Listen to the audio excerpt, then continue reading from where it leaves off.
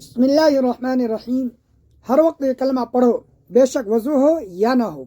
ये कलमा पहाड़ के टुकड़े टुकड़े कर दे, पानी को रोक दे, गुनाहों को मिटा दे, कज़ा नमाजें सब माफ़ करवा दे। वो कलमा ये है।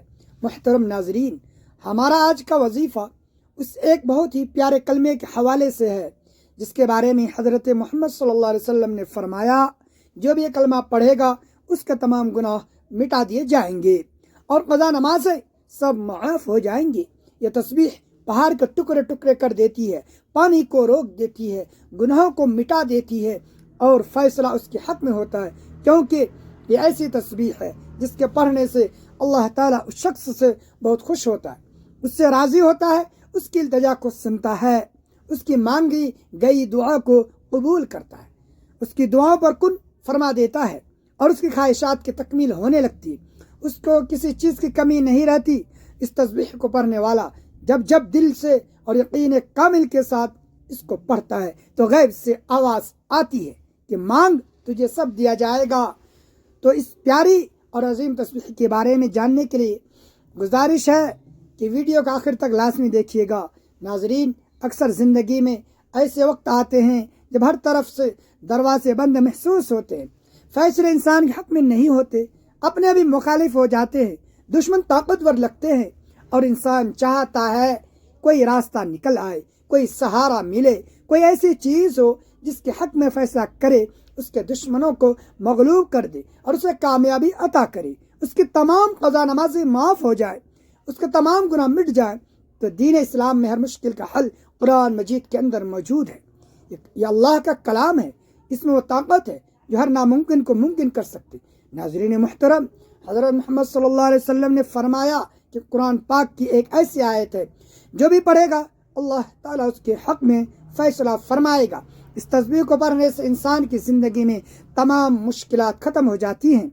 जब कोई मुश्किल दरपेश हो, कोई मुकद्दमा फ़ैसला इंसान के हक में ना हो, हालात उसके मुखालिफ हों, तो इस तस्बीह को यकीन और इखलास के साथ पढ़ना अल्लाह ताला की फ़ज़ल और मदद से आपको पहुँचेगी। ये तस्बीह पढ़ने से पहाड़ के टुकड़े टुकड़े हो जाते हैं, तमाम क़ज़ा नमाज़ें माफ़ हो जाती हैं। अल्लाह की रहमत बहुत बड़ी है जो आपकी ज़िंदगी अल्लाह की कुदरत से, अल्लाह की अता से और अल्लाह की नेमत से, अल्लाह की रहमत और नवाजिश से कभी ना उम्मीद और मायूस मत होना। रोज़ाना हर वक्त ये तस्बीह पढ़ो, बेशक वज़ू हो या ना हो। ये तस्बीह पहाड़ के टुकड़े टुकड़े कर दे, पानी को रोक दे, गुनाहों को मिटा दे, क़ज़ा नमाज़ें सब माफ़ करवा दे। सबसे पहले आपने तअव्वुज़ और तस्मिया पढ़ना है, औज़ु बिल्लाहि मिनश शैतानिर रजीम, बिस्मिल्लाहिर्रहमानिर रहीम। पढ़ने के बाद दुरूद पाक पढ़ लें, दुरूद पाक सल्लल्लाहु अलैहि वसल्लम पढ़ लें, सल्लल्लाहु अला मुहम्मद पढ़ लें या दुरूद इब्राहिमी पढ़ लें। दुरूद इब्राहिमी की फजीलत ज़्यादा है, इसलिए सवाब के तौर पर एक मरतबा मेरे साथ भी पढ़ लें। अल्लाहुम्मा सल्ली अला मुहम्मद व अला आलि मुहम्मद कमा सल्लैता अला इब्राहीम व अला आलि इब्राहीम इन्नका हमीदुम मजीद। अल्लाहुम्मा बारिक अला मुहम्मद व अला आलि मुहम्मद कमा बारकता अला इब्राहीम व अला आलि इब्राहीम इन्नका हमीदुम मजीद। 3 या 5 या 7 मरतबा दुरूद पाक पढ़ने के बाद आपने तअव्वुज़ और तस्मिया यानी औज़ु बिल्लाहि मिनश शैतानिर रजीम और बिस्मिल्लाहिर रहमानिर रहीम पढ़कर साथ ही बड़ा मकसद हो, कैसी बड़ी सी बड़ी हाजत हो, उसकी नीयत खुलूस से दिल से करने के बाद आपने सुब्हानल्लाह व बिहम्दिही सुब्हानल्लाहिल अज़ीम पढ़ना है। ये वो तस्बीह जो चट्टान को रेज़ा रेज़ा कर दे, पानी को रोक दे, आग को बुझा दे और गुनाहों को मिटा दे, जैसे वो खताकार था ही नहीं। ये तस्बीह पढ़ने से गुनाह माफ़ होते हैं। सुब्हानल्लाह व बिहम्दिही सुब्हानल्लाहिल अज़ीम। रोज़ाना किसी भी नमाज के बाद एक तस्बीह आपने पढ़नी है और चलते फिरते आपने ला हौल वला कुव्वता इल्ला बिल्लाहिल अलीय्यिल अज़ीम की तस्बीह करनी है। नबी करीम सल्लल्लाहु अलैहि वसल्लम ने अल्लाह ताला की खुशनुदी व रज़ामंदी के हुसूल, आखिरत की अब्दी व दायमी नेमत पाने, जन्नत में बुलंद दर्जात हासिल करने और कम वक्त में ज़्यादा सवाब हासिल करने के लिए मुख्तलिफ अमाल अज़कार बयान फरमाए और उन्हें करने की तरगीब व ताकीद भी की है। उन्हीं अज़कार व अदकार में से एक ला हौल वला कुव्वता इल्ला बिल्लाह का विर्द है। हदीस मुबारका में इस कलमे की बहुत फ़ज़ाइल वारिद हुई। ये कलमा दुनिया व आखिरत की बहुत सी नेमतों के हुसूल का ज़रिया है। ला हौल वला कुव्वता इल्ला बिल्लाह का तर्जुमा इस तरह किया जाता है कि गुनाहों से बचने की ताकत और अच्छे अमाल करने की क़ुव्वत सिर्फ अल्लाह ताला ही के ज़रिए है। इस कलमे के माने व मफ़हूम में गौर किया जाए تو واضح ہوتا ہے کہ اس کلمے کے ذریعے بندہ اپنی صلاحیت، لیاقت اور قدرت کی نفی کرتا ہے، ہر خوبی و اچھائی کا اپنی ذات سے انکار کرتا ہے، اللہ تعالیٰ کی طرف محتاجی ظاہر کرتا ہے اور اپنی عاجزی و انکساری کا برملا اقرار اور اپنی بے بسی اور ولاچاری کا کھلے الفاظ میں اعتراف کرتا ہے، اور برباد حال کہتا ہے اللہ میں ایک عاجز و کمزور بندہ ہوں، مجھے گناہوں سے بچنے اور اچھے اعمال کرنے کی توفیق عطا فرما، کیونکہ آپ کے علاوہ کوئی نہیں جو انسانوں کو گناہ اور برے کاموں سے بچا سکے اور نیک اعمال کرنے کی قوت دے سکے۔ الغرض یہ کلمہ یعنی لا حول ولا قوت الا باللہ الفاظ کے اعتبار سے مختصر، مگر اس کا مفہوم بہت وسیع ہے اور اللہ تعالیٰ کے حمد و ثنا کو عمدہ طریقے سے بیان کیا گیا، اس وجہ سے حدیث مبارکہ میں لا حول ولا قوت الا باللہ کثرت سے ورد کرنے کی تاکید کی گئی ہے۔ لا حول ولا قوت الا باللہ جنت کا خزانہ ہے، حدیث مبارکہ میں لا حول ولا قوت الا باللہ کو جنت کا خزانہ کہا گیا ہے۔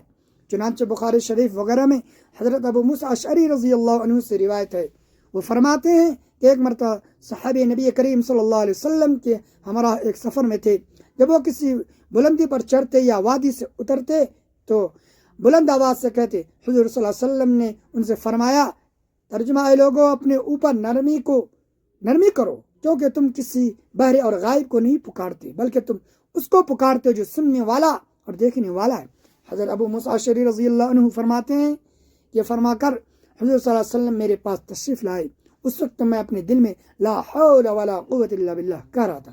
آپ نے حضرت ابو موسیٰ اشعری رضی اللہ عنہ کا نام لے کر فرمایا، اے عبداللہ بن قیس، میں تمہیں ایسا کلمہ نہ بتاؤں جو جنت کے خزانوں میں سے ایک خزانہ ہے، لا حول ولا قوت الا باللہ۔ اس حدیث شریف میں ترغیب دی گئی ہے کہ جس طرح انسان کی کوشش اور خواہش ہوتی ہے کہ وہ زیادہ سے زیادہ خزانہ جمع کرے تاکہ دنیا میں خوشحال اور عیش و راحت سے زندگی گزارے، اسی طرح انسان کو چاہیے کہ وہ کلمے یعنی لا حول ولا قوت الا باللہ کا کثرت سے ورد کرے تاکہ آخرت میں ابدی راحت نصیب ہو، جنت میں اعلیٰ درجات اور زیادہ نعمتوں کا حصول ہو۔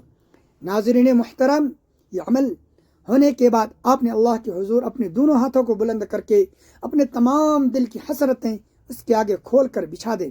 بے شک اللہ سبحانہ و تعالی ہم سب سے بھی زیادہ ہماری حاجت کو جانتا ہے، مگر دعا کرنا حکم بھی ہے اور سنت بھی ہے، اللہ کی رضا بھی ہے۔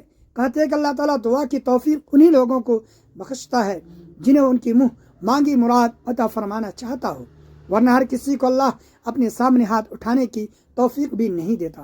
لہذا نہایت خوشی و خضوع کے ساتھ اللہ کی بارگاہ میں دعا اور التجا کرنے کا اپنا معمول بنا لیجئے، کبھی کسی کے سامنے ہاتھ نہیں پھیلانے پڑیں گے۔ ناظرین، اللہ تعالیٰ سے دعا ہے کہ ہمیں بہتر عمل کرنے کی توفیق عطا فرمائے، آمین۔ ناظرین، اگر ویڈیو اچھی لگی ہے تو اسے لائک کریں، شیئر کریں، چینل کو سبسکرائب کریں اور کمنٹ باکس میں اللہ تبارک و تعالیٰ کے 99 ناموں میں سے ایک نام ضرور ٹائپ کریں۔ جزاک اللہ۔ اللہ تعالیٰ تمام امت مسلمہ کو اپنے حفظ و امان میں رکھے، آمین ثم آمین۔